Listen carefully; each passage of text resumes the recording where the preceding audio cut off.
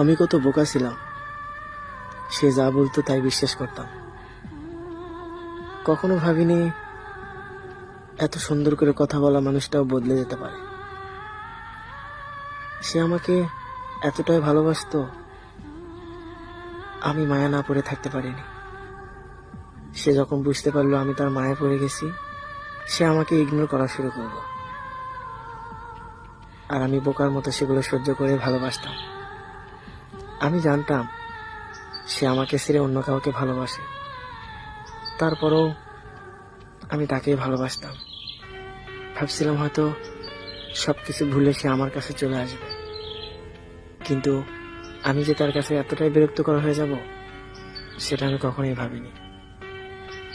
আমরা প্রতিদিন কথা বলতাম, আর এতটা কথা বলতাম, আমরা এতটাই কথা বলতাম, কথা বলতে বলতে সারাটা রাত পার হয়ে যেত, তারপরও আমাদের কথা শেষ হতো না। কিন্তু এখন দিনের পর দিন চলে যায়, 1 মিনিট কথা বলার সময় হয় না। আসলে কথা বলার অভ্যাস করাটা খুব খারাপ।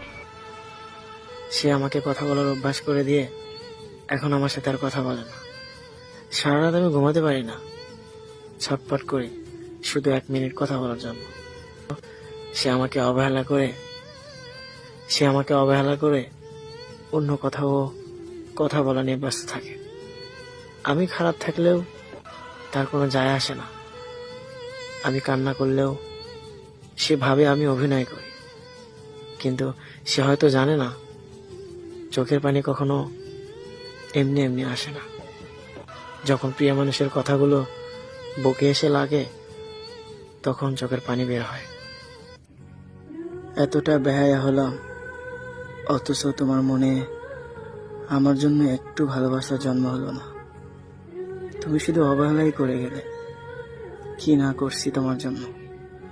শত অপমান সহ্য করছি, শত আঘাত সহ্য করছি। সারা রাত কান্না করেও তোমাকে বুঝাতে পারিনি আমার মনের অনুভূতি। তুমি যে অন্য কাউকে ভালোবাসো এটা জানার পরেও আমি তোমাকে ভালোবাসি, কারণ তোমার মায়ায় পড়ে গেছি। তুমি হাজার অপমান করলেও তোমার পিছু ছাড়তে পারবো না। সে আমাকে মাঝে মাঝে ফোন দেয়, বলে কেমন আছো তুমি। সে আমার